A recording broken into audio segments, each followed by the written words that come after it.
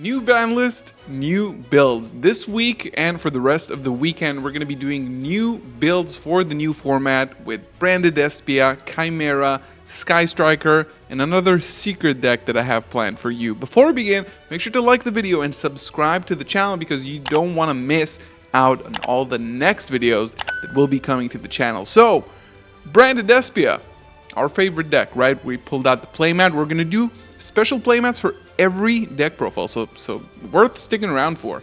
Branded Espia, in my opinion, is really well positioned in this upcoming format. Branded Fusion is still a 3, the engine is still a 3. Could be really good against other decks, just has a lot of power. Just with Sanctifier on its own, can deal with a lot of things in a very targeted way. So let's start by diving into the deck list. The first thing here, 3 Fallen Valbas. I was actually considering cutting down to 2 just to keep the deck a little bit more consistent. The list here is 43 in the main deck. I think that because you have Albion, the Shrouded Dragon, sometimes you would want to send from the deck Albaz itself as cost to make sure your Cartesia is live. You're then left with 1 Albaz in deck, which I wasn't comfortable with, so 3 Albaz seems to be the play, 3 Aluber because, yeah, this card is a 3. And then we're playing 2 Cartesia and 1 Quem. You don't need more Quem because Branded Opening is also, as well, at 3. And 2 Cartesias is just like a good extender, good starting point as a normal summon and with Fusion deployment as well. You could cut down to maybe 1 Cartesia, because we are running fusion deployment, but I think this works well. It could unbrick your hand in the rare case where you might brick. And then for the utilities, as usual, Albion, Mercurier, and Tragedy. I didn't feel like I needed to play Kit. The deck is extremely consistent on its own. There's a lot of consistency cards here, a lot of ways to search and get to your end goal, which is Branded Fusion, but you can do things other ways. So these are, again, the usual suspects. If you go a little bit above, like 45 maybe, if you go in like a 50 build, then definitely you can consider running Spring Ants Kit for more consistency. And then again, for the Bestials, we're kind of back to basics here with 1 Serenir and 1 Lubellion. That's it. We just want that additional placement of Branded Lost on the field. Or, Serenir, again, if you open this with Cartesia, it equals to Branded Fusion in the hand. So it's really, really good in that sense. So this is the monster lineup of the deck. Again, the list is 43 cards. And then we are playing 3 Ash Blossom in the main. I think that there's a relatively big amount of non-engine here compared to a normal Branded deck, I would suppose, that doesn't play a lot of non-engine.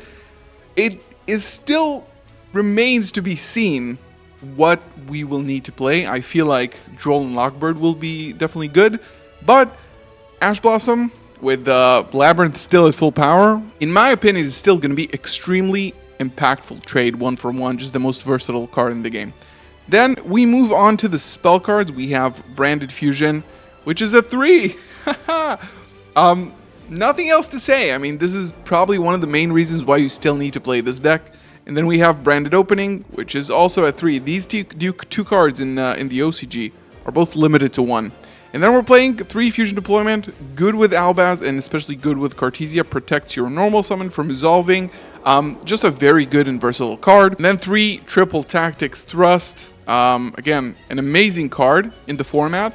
If you cannot afford this, and a lot of people ask me this in the comments all the time, if you can't afford this, 3 Crossout would work really well here, because the goal here, besides it's a little bit more generic than Crossout because it can go into Warbreakers, which we have in the deck, but the goal is to recover from Ash Blossom by setting Fusion Duplication from the deck. So if you cannot afford this and if you don't have this card, I think 3 Crossout is a great way to substitute. $10 card at the moment, not cheap, but yeah.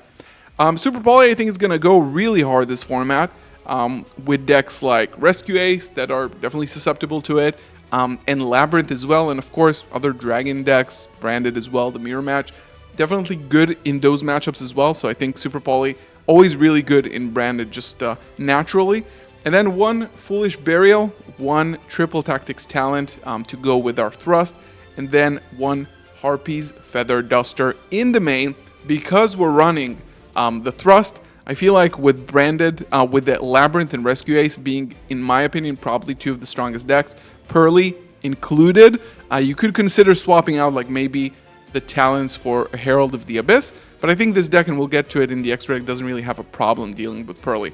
And then we have Branded Lost, we have Called by the Grave, and we have Branded in Red to round out the spells. And then for the traps, we do have a few of them. We have 3 Infinite Impermanence, again, one of the more generic traps, good against almost everything.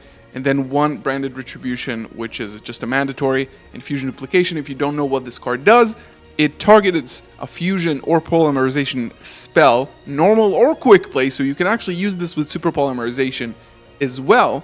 You can also use this with fusion deployment to summon Albaz on your opponent's turn. If you just open it and you have everything, you can do that as well. So if you get ashed on Branded Fusion, it goes to your graveyard, you activate Triple Tactics Thrust, set this directly from the deck, pass the turn or continue playing depending on what you have. And then on your opponent's turn, you can fusion summon by activating this. This cannot be ashed because it copies the effect. 43 in the main. Let's go into the extra deck, boys. Let's start off with the Albaz monsters. We have Rinbrum, the Striking Dragon, Titanic Lad, the Ash Dragon, and Albion, the Sanctified Dragon. Just a beautiful trio here. So I mentioned before, Pearly. Titanic Lad is our main way to deal with Pearly because when you summon it using Albaz and Lubellion or Albion, usually go with a level 8, it becomes 3700 attack. So usually if your opponent doesn't have Delicious Memory under the Noir, it already surpasses their defense stats, and then it is unaffected by monster special summons from the extra deck for the rest of the turn when it's summoned. So basically you can summon it, it's unaffected, just go attack into it, and you can out it. You will need to deal with the following cards that they will have, returning from the graveyard and stuff, but still, Titanic Lad is a must in today's Branded because it summons Quem. You can send it off of Granguignol if you have everything, and Rinbrum is just an amazing card. Lubellion, Sprint, again, I will say this every deck profile, you need to be playing this card. People are not paying attention to this card.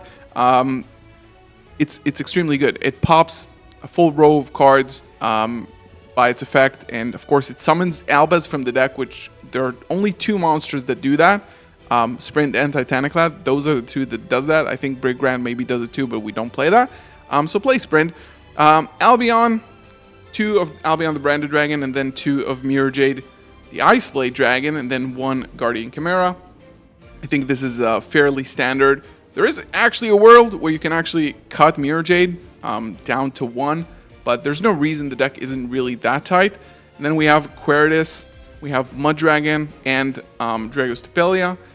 So Mud Dragon for the Super Poly, and then we have Garura, and finally we have Granguignol, the Dusk Dragon, which you need to play Cartesia with. Very standard. The Garura and Mud Dragon specifically are here for Super Polymerization. Not to run this video too long, this is another thing that I want to note. Jinzo might be solid to some extent in this deck. It's kind of easily summonable using, the same methods you would use Gimmick Puppet with. So consider that against Labyrinth and against Rescue Ace. It's not that hard to out for them, but it does make it an inconvenience, so consider that. And for those wondering why there isn't no Dark Magician in Dragoon, I think it's a little bit hard for Dragoon this format. Typhon kind of wrecks it, and maybe I would kind of trade it with Sanctifier, just board pressure, untargetable. So this will be my tip to you guys. Thank you so much for watching. Hope you enjoyed this. Subscribe for more deck profiles. We're gonna do more of these throughout the week and the weekend with the new format ban list. Thank you so much for watching. I'll see you in the next one. Peace.